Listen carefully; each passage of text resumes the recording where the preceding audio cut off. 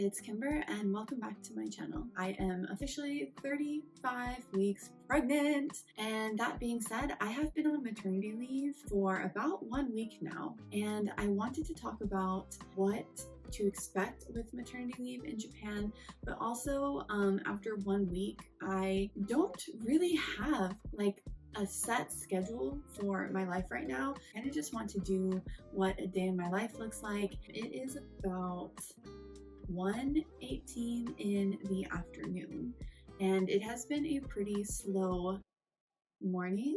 I basically woke up around noon, I took a shower, and then I got dressed, and in a little bit here I'm going to make some lunch. Mostly I just have plans to go in for my doctor's appointment, which starting this week will become more frequent. I'll be going into the doctor weekly now instead of bi-weekly, and then that's probably the most I'm gonna do today, because being pregnant is exhausting. So yeah, I just wanted to go through some of the quick points about maternity leave in Japan. So firstly, maternity leave in Japanese is sanzen sango kyugyo. That's a mouthful. The shortened version is sankyu. And sankyu basically refers to the time before birth and the time after birth that you would take away from work. In total, maternity leave is 14 weeks. So before birth, you would get 6 weeks, and after birth, you would get 8 weeks. But for twins, it's definitely more. I mean, the load is definitely larger. The great thing about maternity leave in Japan is that it is paid for,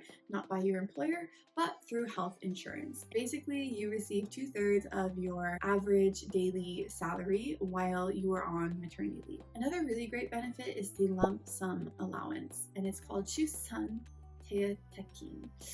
Probably butchered that. That is paid to you per child. You get a total sum of 5,000,000 go to month. I'm not sure how much that is in USD, but I will put that right here. I mean, you have to apply for it, but you can get this lump sum allowance that goes towards your total hospital bill after giving birth. After maternity leave, you can basically take something called childcare leave. In Japanese, this is called ikuji kyugyo kyufukin. So basically, once maternity leave is finished, you have to switch over from health insurance to employment insurance. They will cover up to 67% of your regular average salary for 6 months, and then after that 6 months you can do an additional 6 months at 50% of your average salary, and it can keep going from there. I'm not going to go too much into detail, but basically you have coverage for up to 1 year after maternity leave. That's basically all of the main points that you would need to know if you are pregnant in Japan and thinking about taking maternity leave. From this point on, I'm just kind of going to take you through the day with me. So first and foremost, I am starving, and I'm pretty sure this baby in my belly is too. So let's get some food, and then after that I will head to my appointment for the day. Actually, cooking and eating food is one of those things that has changed for me after becoming pregnant. There are so many different restrictions on what you can and cannot eat as a pregnant woman. Okay, then let's talk about pregnancy cravings. So I got a lot of questions about like, oh, do I crave anything like weird? I would say no. However, what I'm gonna be eating now is probably gonna be considered strange. You tell me at the finish of all of this, okay? So first I have my toast, and then I have some jam that I got from my family, boysenberry preserves. So yeah, I'm gonna put that onto my toast. Now I've got like a pretty good layer of jam on my toast. I also have eggs. Yeah, I'm gonna put the eggs on the toast, but just so everyone knows, you cannot have runny eggs for 9 months being pregnant. This is probably the hardest thing, because my main source of protein in Japan is eggs, and I mostly enjoy eggs runny. Like, I'll eat them sunny side up. I'll eat them raw here because I feel like it's pretty safe. As a precaution, you have to cook them extra well. So this is something I was not really happy about, but I've gotten used to. But I will be so happy when I can go back to eating my eggs runny after I give birth to this baby. And now I'm going to top it off with mayonnaise, because I love mayonnaise in Japan. Now maybe it's reaching like a weirdness level for you guys, I don't know. And then last, I have this seasoning. It's called Santa Fe steak spice. I actually don't know what's in here, but I like to put this on a lot of stuff. It's kind of salty. I mean, it's not kind of, it's really salty. So a little bit of that. There you have my so-called late breakfast lunch for the day. I did not sleep well. My baby would not stop moving. I was like moving to the left, then I moved to the right, then heaven forbid I was on my back. Sometimes they're little punches, but then like sometimes they're just like punches to the gut, and I was like, God, I cannot sleep. We need caffeine, but ever since becoming pregnant, I have to watch how much caffeine I take in. The recommended amount is to have under 200 milligrams a day, so it's not that difficult. This is my Hawaiian coffee. Takes me back to our wedding days. Bit of milk in there. This is the late breakfast lunch of champion pregnant women. I'm curious what your guys' thoughts are. If you think this is a strange meal, definitely leave that in the comments. If you eat this like on a regular basis, not pregnant, also leave that in the comments. So yeah, let's give it a taste. Cheers. I have to quickly finish up and eat my meal. If I'm going to make it to my appointment on time, it's 2:04 and I have to leave around 2:30 to make it there. I wanted to show you what it's like to travel on the trains. Usually it's really busy with people, but the time I'm going right now, it shouldn't be too bad, but I'll show you kind of what it looks like to commute. Oh, wow. Sorry, baby punched me again. Basically what it's like to commute pregnant. Alright, so I'll see you guys on the way. Alrighty guys, I am ready to head over to my appointment. A quick drink of water because it is hot out there and it is important to stay hydrated, especially when pregnant. And then some gum. This helps with the nausea when I am traveling. Luckily, the station is a short 5-minute walk from my apartment, so I don't have to be in the heat for too long. I take the Shinjuku line, which is usually busy, but because it is currently not peak hours for travel, the station is practically empty at this time. However, I do always take my maternity badge. This lets other people know I am pregnant, and most often I can get a seat on the train. I usually sit in priority since it is reserved for people with specific needs. My commute to the clinic is around 50 minutes, and I only have to make one transfer. For a typical visit, I need my number card, insurance, and clinic card. Also my maternal and child healthcare handbook, and these 2 slips. I will take those to the front so that I can check in for my appointment. After I check in, I receive a call number. Then I do the routine things. I have to provide a sample of urine, then head over to this section, which is only for women. Here I take my weight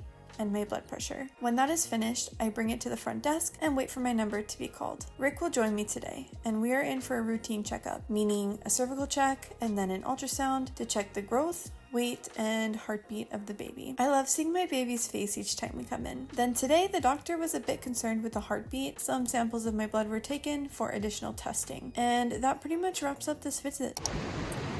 So, after a somewhat disheartening appointment or checkup, we finally left the clinic after 2 hours, and that's just like the basic stuff that I normally get done. Hey. Rick and I decided that we're both hungry, and we ended up at Shinjuku Sanchome, and we're gonna try some ramen that you're interested in. Oh, you've been there before? Yeah. Okay, so I've never been there before. You know, because Rick is just like a ramen connoisseur, so I just get dragged to all these different ramen places to try. Hopefully it's good. This looks like it. Looks pretty decent. Got a good menu. What do you recommend? The base, is it the basic one? Yeah. Nice. I'll probably get that, but this looks good too. Yeah. What is that, miso? Oh, shio. But this is, I'm sure this is good. Salt, soy sauce, the torinik. The spicy chicken. one looks good too. Kimchi? No. No. Panta. Okay, let's check it out. We got some noodles, pork, chicken, kaidama, egg, but I might skip on the pork. It looks a little pink. I don't know. You can never be too careful. I don't know why, but mine just looks extra pink to me. Yeah. Yeah.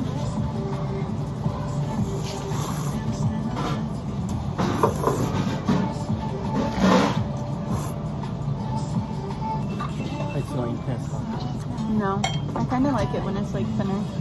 Overall, I think it's pretty good. How is it? Good as usual. Good as expected. Yeah? Can you give us like a Japanese slurp? Show us how it's done.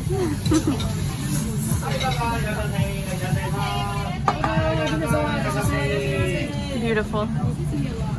Okay, what a day, even though I feel like I barely did anything today. But after the appointment, as you saw, we went to go get ramen, and then after that we decided to go work it off and walk around and go shopping for a little bit. Wow, like that really took it out of me. I am exhausted. I am so physically and mentally, I am just super exhausted. I was talking about maternity leave, and it's a lot of time, right? Like 6 weeks before and 8 weeks after. But I think a lot of places, a lot of different countries, they don't have quite as good as benefits as you can find here in Japan. I just like kind of want to reflect on why, you know, I feel like maternity leave is so super important. And I think it's because like on the outside, you know, pregnant women, they just look like normal women. They just look like strong, undefeatable. But, you know, on the inside, there's all of these things that you can't see that are going on. Just to start with the physical stuff, we're talking about the back pain. We're talking about the weight of the load that we're carrying in our stomach. I have terrible round ligament pain. I have a hard time breathing if I'm standing too long or I'm walking too long or I'm walking up like several flights of stairs here in Japan. I also noticed that I can't stand for very long periods of time. I feel very, very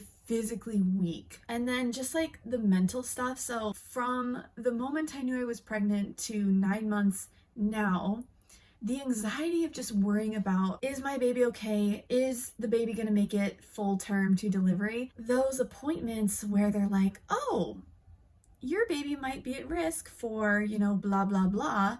We need to take extra samples of your blood to find out if they really are at risk for this certain thing. The anxiety that comes with that is just intense. There's 5 more weeks left, and to just get rid of like this anxiety and to know that my baby has made it safe into the world, I just can't wait for that moment. It's been a long, long journey, and that is why I think maternity leave is so important. It just gives you time to sit with your feelings, sit with your body, take the time that you need to relax, and take that time that you need to prepare mentally for what is coming. So yeah, that's all I have to say about that. That's my 2 cents on maternity leave. Thank you for joining me. I hope you guys had fun following me along for my day. I hope you learned a little bit about maternity leave in Japan, and I hope to see some of you guys in the future. Keep following for more information and updates about my pregnancy life here in Japan. I'll see you guys next time. Bye!